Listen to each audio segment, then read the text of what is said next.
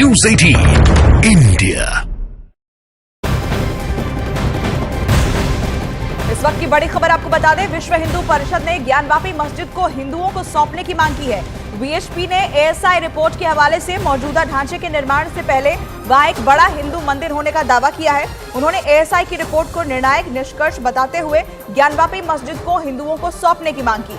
उन्होंने एक पत्र जारी किया जिसमें लिखा है कि ये नेक काम भारत के दो प्रमुख समुदायों के बीच सौहार्दपूर्ण संबंध बनाने की दिशा में एक महत्वपूर्ण कदम होगा।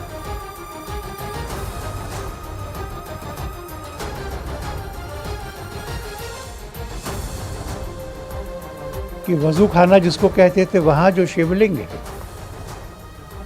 उसकी सेवा पूजा अब शुरू करनी चाहिए और न्यायालय इस बात की अनुमति दे कि उस शिवलिंग की योग्य ढंग से सेवा पूजा यह हिंदू समाज कर सके।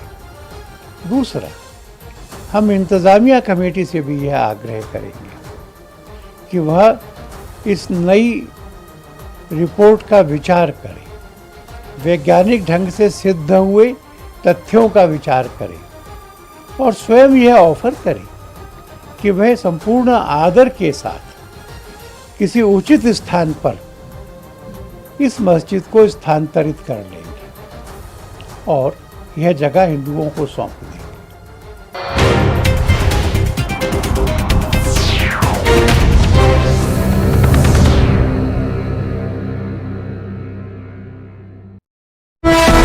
का जुटना शुरू हो गया। इसे देखते हुए पुलिस की टीमें भी सतर्क हो गई।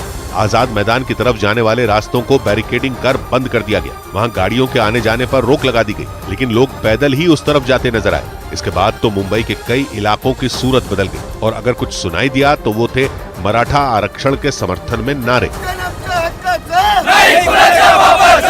मुंबई की सड़कों पर यह हंगामा बगैर मनोज जरांगे पाटिल के ही मचा हुआ था, क्योंकि उन्होंने तो ये ऐलान किया कि वो सरकार को 24 घंटे का वक्त दे रहे हैं और तब तक वो अपने समर्थकों के साथ नवी मुंबई में ही रुकेंगे।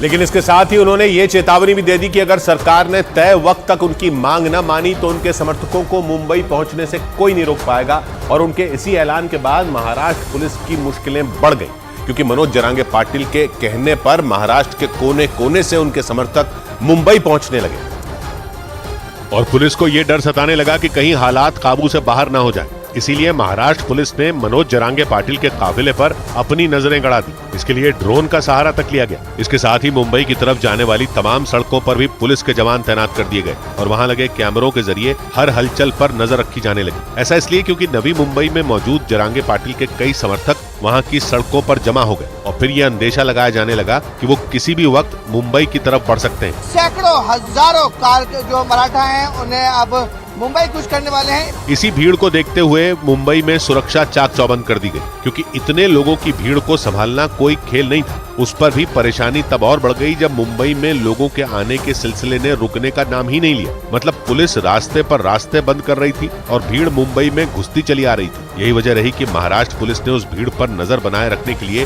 ड्रोन और सीसीटीवी कैमरों का सहारा लिया।